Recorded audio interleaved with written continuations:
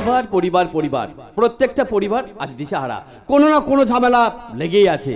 যেমন বাবা ছেলের সাথে, মা মেয়ের সাথে, ভাই ভাইয়ের সাথে, কিছুতেই ঝামেলা মিটছে না। আরে বাবা কি করি বা ঝামেলা মিটবে? এই সমাজে মানবিকতা যে বড্ড অভাব। তাই তো চারিদিকে দেখা যাচ্ছে কত হানাহানি, কত দলাদলি। তবে সবকিছু ভুলে আমাদেরকে সকলকে কাঁধে কাঁধ মিলিয়ে চলতে হবে। তা নাহলে হয়তো আমাদেরকে সকলকেই বিপদে পড়তে হবে। যেমন আমার কথা না শুনে বিপদে পড়েছে আমার বোন গোলাপ। তাই দাদা হিসেবে যতটুকু কর্তব্য করার আমি করবই। কিন্তু বিবেক যে আসার কথা ছিল, বিবেক এখন আসছে না কেন? দাদা, বিবেক তুমি এসেছো? দাদা আমি এসে গেছি, দাদা আমি এসে গেছি। এতক্ষণ তো আমি তোমার জন্য অপেক্ষা করছিলাম বিবেক। কিন্তু দাদা আমার যে ভীষণ ভয় করছে দাদা, কোনো অসুবিধা হবে না তো? না, কোনো অসুবিধা হবে না। তুমি একদম ঠিকঠাক গুছিয়ে গাছিয়ে অভিনয়টা তো করে যাও, দেখবে সব সমস্যার সমাধান হয়ে যাবে। কি সমস্যার সমাধান হবে মোহিত? আগে বিবেক। হ্যাঁ বিবেক আমার বন্ধু, অটো চালাই, একটু সমস্যায় পড়ে আমরা সঙ্গে দেখা করতে এসেছে। ম্যাডাম কি জন্য এসেছো বলো, কি দরকার আছে আমার সঙ্গে? তোমার সব সমস্যার সমাধান আমি করে দেব। কি হলো, উত্তর দিচ্ছ না কেন? আরে তুমি চুপ করে আছো কেন? ম্যাডাম ও চুপ করে থাকবে না তো কি করবে বলুন? মানে ও তো কথা বলতে পারে না, ও গোঙা।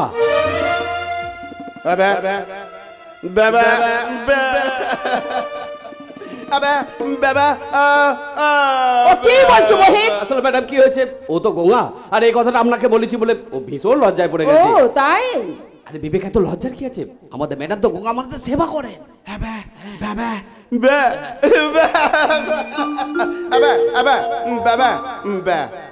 তাছাড়া তুমি যে ত্যাগী মানুষ। কি ত্যাগ করেছি মোহিত?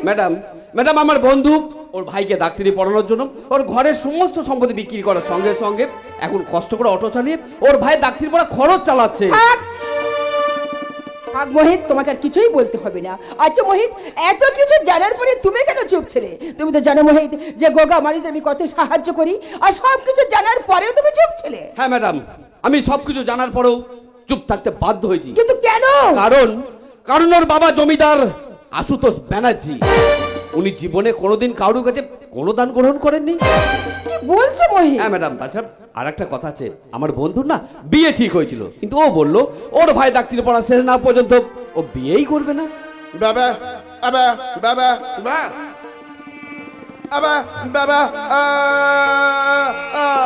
ও কি বলছো মোহিত?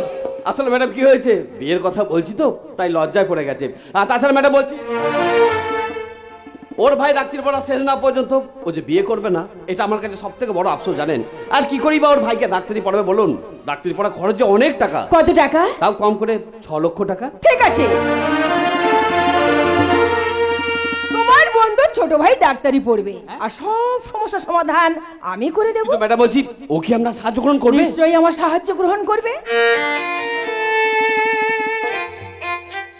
দেখো, আমি তোমাকে সাহায্য করে তোমার সততাকে আমার কাছে আটকে রাখছি ঠিকই, কিন্তু তাতে তো তোমার ছোট ভাই ডাক্তারি পড়তে পারবে, আর আমার সাহায্য না নিলে তোমার ছোট ভাই ডাক্তার হতে পারবে না, আর তোমার ছোট ভাই ডাক্তার না হলে তোমার সংসার একেবারে অচল হয়ে যাবে, আর এত কষ্ট তুমি সহ্য করতে পারবে না। তাই বলছি আমার সাহায্য তুমি গ্রহণ করো। কি করবে তো?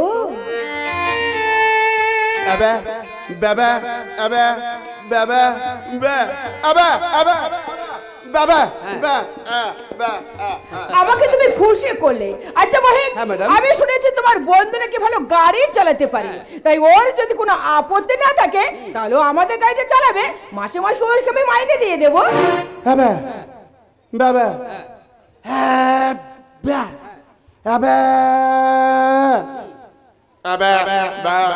ও কি বলছো মোহিত?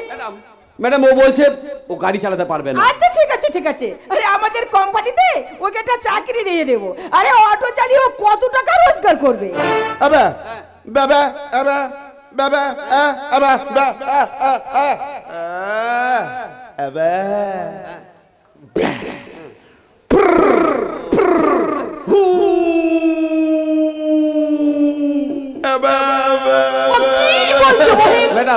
ম্যাডাম ও বলছে ও অটো চালিয়ে ভীষণ সুখে আছে, আর এটাও বলছে ও একদিন আমরা সমস্ত টাকা ফেরত দিয়ে দেবো। উচিত, এ নিয়ে তোমার একদম চিন্তা করতে হবে না। তুমি যাও ব্যাংক থেকে 4 লক্ষ টাকা নিয়ে এসে তোমার বন্ধুর সমস্যা সমাধান করো। হ্যাঁ ম্যাডাম, আমি যাচ্ছি, আমি এক্ষুনি যাচ্ছি। তোমার কোনো চিন্তা নেই, আমি আছি তো।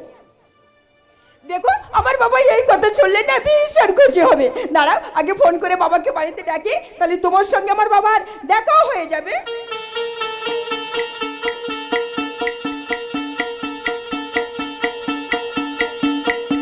হ্যালো হ্যালো হ্যালো বাবা, বাবা তুমি কোথায়? ও আচ্ছা ঠিক আছে বাবা, ঠিক আছে। ও বাবা বাবা, ও বাবা তুমি তাড়াতাড়ি বাড়িতে চলে এসো না বাবা। ও বাবা আজ না তোমাকে একটা সারপ্রাইজ দেব। ওকে বাবা তাহলে রাখছি। বাবা বাবা বাবা বাবা বাবা বাবা হ্যাঁ হ্যাঁ, ফোনে বাবার সঙ্গে আমার সব কথা হয়ে গেছে। আমার বাবা এখনই চলে আসবে। তুমি দেখো বিবেক, আমার বাবা এসে তোমাকে দেখলে না ভীষণ খুশি হবে। কি ব্যাপার বিপাশা মা, হঠাৎ জরুরি ফোন? বাবা তুমি এসে গেছো? ও বাবা, ও ছোট ভাই ডাক্তারি পড়ার জন্য ওকে আমি 6 লক্ষ টাকা দিয়েছি। ও গঙ্গা কথা বলতে পারে না, ওর নাম বিবেক। বিবেক বাবাকে প্রণাম করো। বাবা বাবা বাবা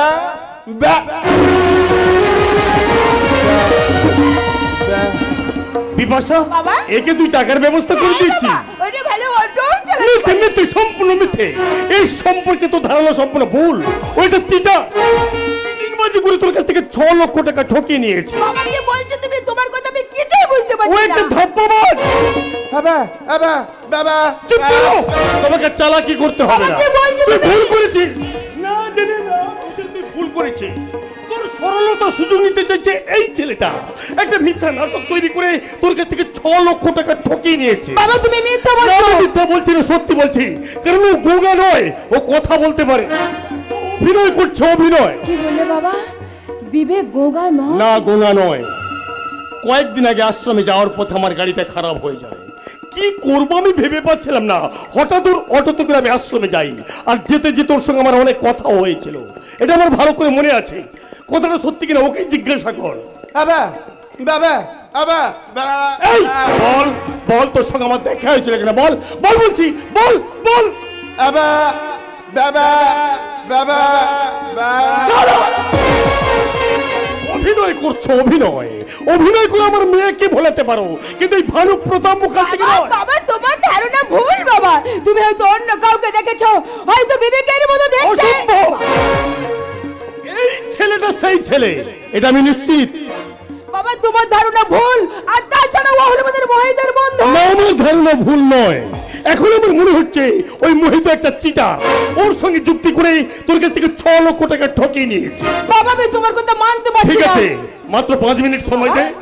এর মধ্যে আমি প্রমাণ করে দেব কোনটা সত্য আর কোনটা মিথ্যা। মার বিদ্যা বড় বিদ্যা, ভূত পালায় ডরে। পিঠে মার পড়লে আপনা আপনি সত্যি কথা বেরিয়ে পড়বে। বাবা তুমি কি পাগল হয়ে গেলে বাবা? তোমার মেয়ের কথা বিশ্বাস না করে একটা সরল নিরীহ মানুষটাকে তুমি মারবে বাবা? হ্যাঁ, আমি পাগল হয়ে গেছি, পাগল। এই ছেলেটা একটা মিথ্যা নাটক তৈরি করে আমাদের বাবা মেয়ের মধ্যে সম্পর্ক নষ্ট করার চেষ্টা করছে, কিন্তু আমি তা হতে দেব না। আজ আমি প্রমাণ করবই সেদিন আমি ভুল দেখিনি। এই বল বল, তুই গোগানোস, তুই কথা বলতে পারিস? এই বল বল বলছি। বাবা বাবা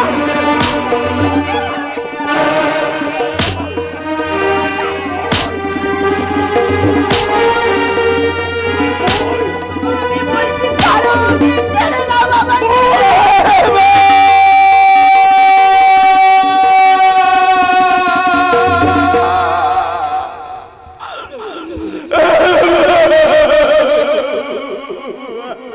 দেরনা রে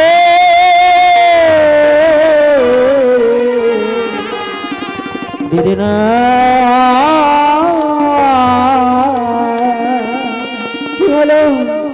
কি হলো বাবা? মারতে মারতে তোমার দেহের শক্তি কি একেবারে শেষ হয়ে গেল বাবা?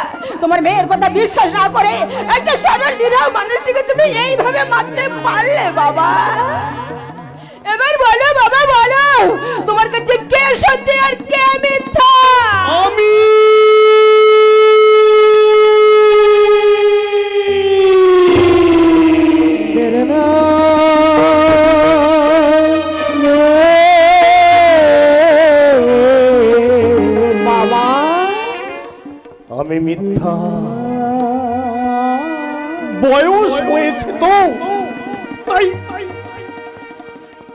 উত্তেজনা বসত সরি মা Bipasha, very very sorry for very sorry for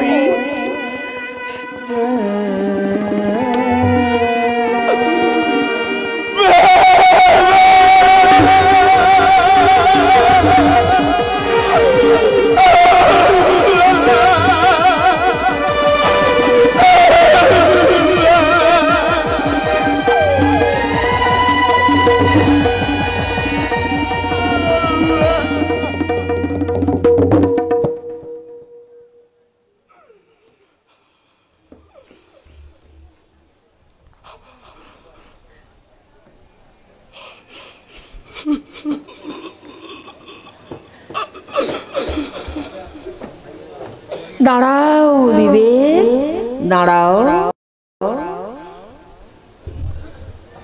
এমন একটা ঘটনা ঘটার পর আমি যে তোমাকে কি বলে সান্ত্বনা দেব সেই ভাষা আমার মুখে নেই বিবেক। তাই তুমি আমাকে ক্ষমা করো বিবেক। বাবা বাবা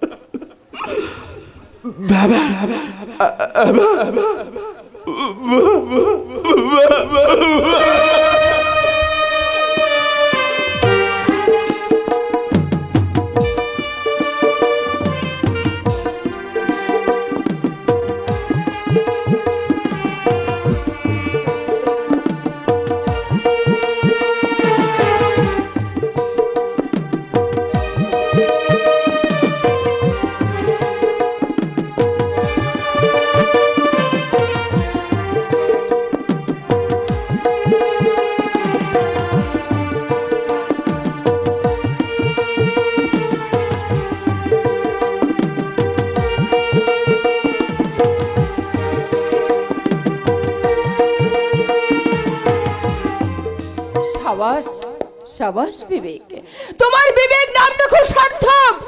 ভগবান তোমার ভিতরে এতটা বিবেক দিয়ে দিয়েছে যে এত অত্যাচারের পরেও আমার উপর তোমার কোনো বিরূপ মন্তব্য হয়নি। তোমার এই ঋণ আমার কাছে বাকি থাকলো বিবেক। তুমি দেখে নিও বিবেক, তোমার এই ঋণ আমি একদিন ঠিক শোধ করে দেব, শুধু সময়ের অপেক্ষা।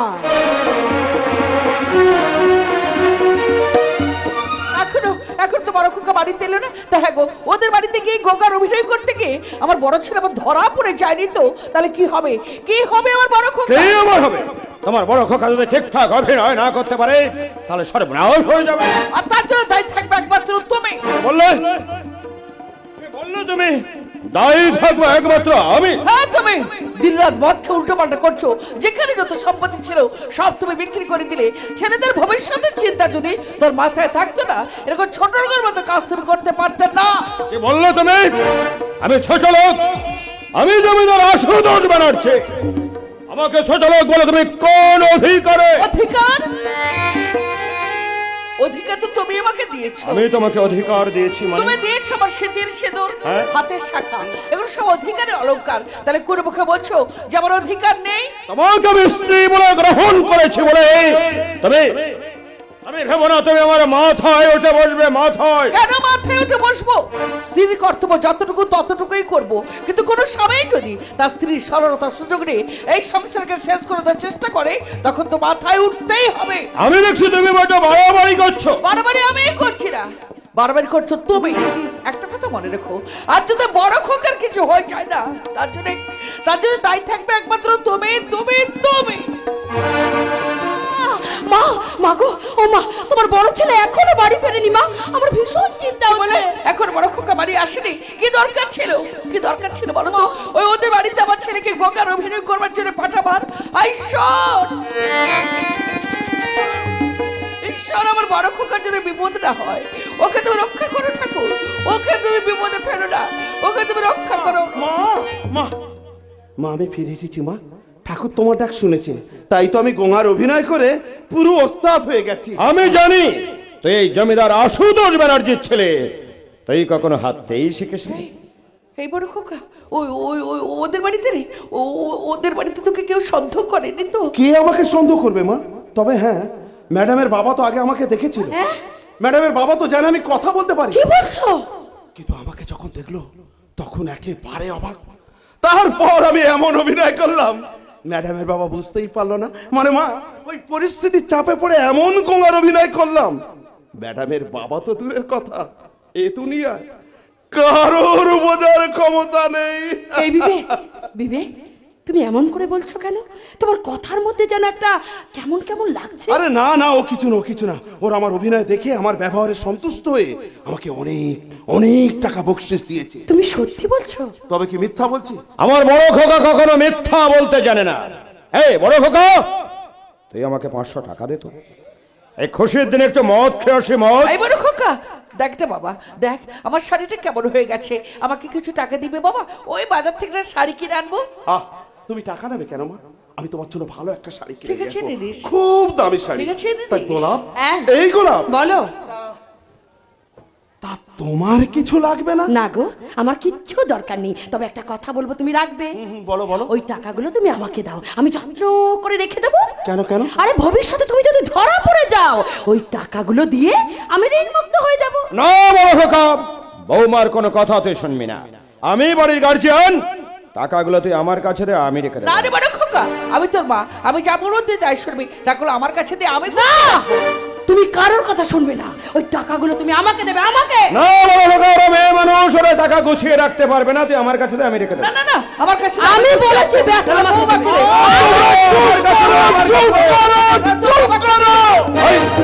চুপ করো, তুমি চুপ করো। বড় খোকা যা বলছে সেটাই শোনো। ওই টাকাগুলো আমি যাকে না দেব সে খুব কষ্ট পাবে, তাই ভাবছি টাকাগুলো নিয়ে আমি কি করি। হ্যাঁ, টাকাগুলো নিয়ে আমি নিচে রেখে দেব, যে আগে নিতে পারবে টাকাগুলো তার। ঠিক আছে, তুই নিচে রাখ, দেখে আমার আগে টাকাটা খেয়ে তোলে রাখ। আমিও দেখি আমার দিকে তাকানো না, রাখ রাখ বড় খোকা। আরে দেরি করছো কেন? রাখো না। আমি নেব টাকা, এই না বাবা, আমি নেব তোমাদের টাকা।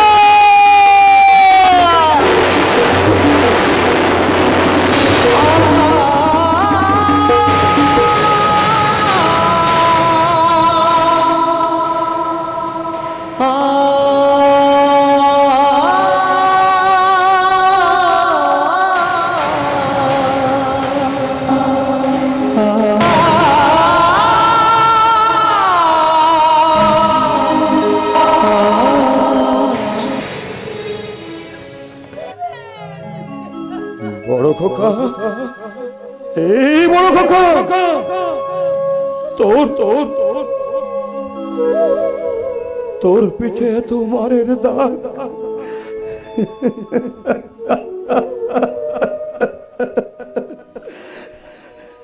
বাবা বাবা, টাকা পাওয়ার আশাটা মন থেকে মরে গেছে বলে তুমি কাঁদছো বাবা।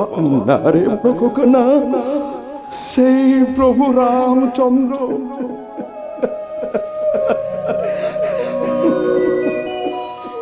দশরথের সব ইচ্ছা পূরণ করেছিল, কারণ সে ছিল ভগবান। কিন্তু আমি তো সামান্য একটা মানুষ বাবা, তোমার সব ইচ্ছা পূরণ করতে আমি অক্ষম। তাই টাকার যদি খুব দরকার হয়, এরপরেও মদ খাওয়াটা যদি তোমার কাছে খুব জরুরি হয়, তাহলে আমাকে তুমি বিক্রি করে দাও বাবা, আমাকে তুমি বিক্রি করে দাও। না রে বড় খোকা, না।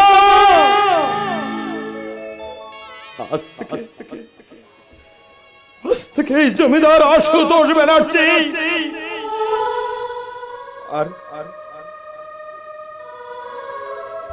আর জীবনে কোনোদিন মদ খাবে না রে বড় খোকা, জীবনে আর কোনোদিন মদ খাবে না রে।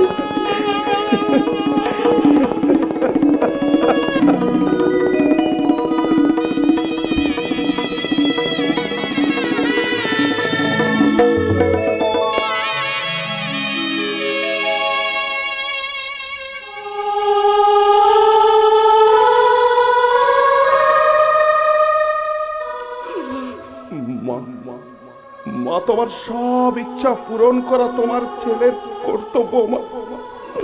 কিন্তু আমি এমন হতভাগা ছেলে গো মা, তোমার পরনে দামি একটা কাপড় আমি কিনে দিতে পারিনি গো মা।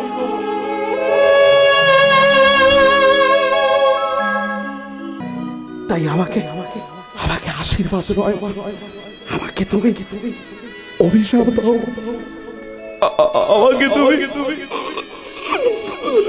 অভিশাপ দাও মা।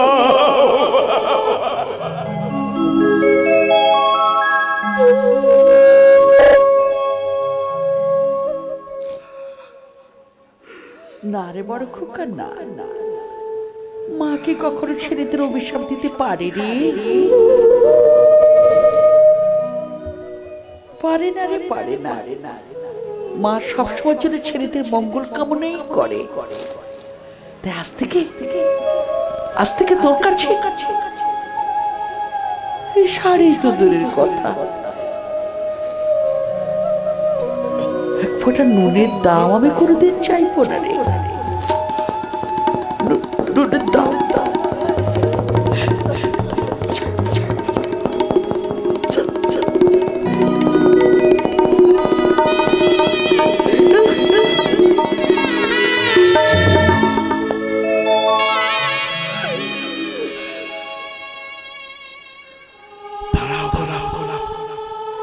তুমি কোথায় যাচ্ছ?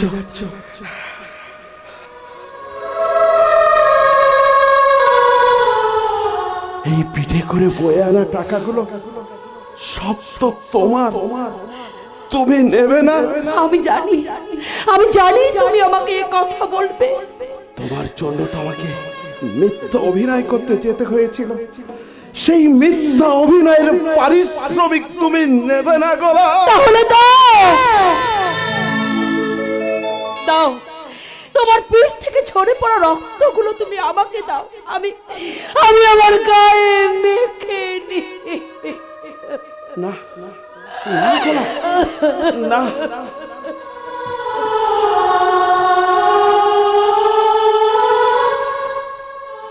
রক্ত নেওয়ার দরকার নেই, যদি পারো একটু সমবেদনা দিও, সত্যিকারের সমবেদনা না দাও, মিথ্যা করে হলে একটু সমবেদনা দিও।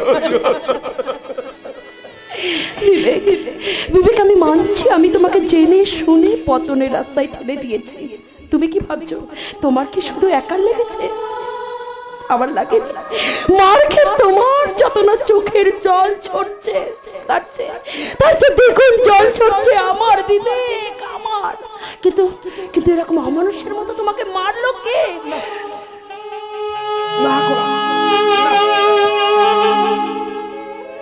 শুধু দূর থেকে আমাকে দেখে যাও, ছোঁবার চেষ্টা করো না গোলা, ছোঁবার চেষ্টা করো না। কেন ছোঁবো না?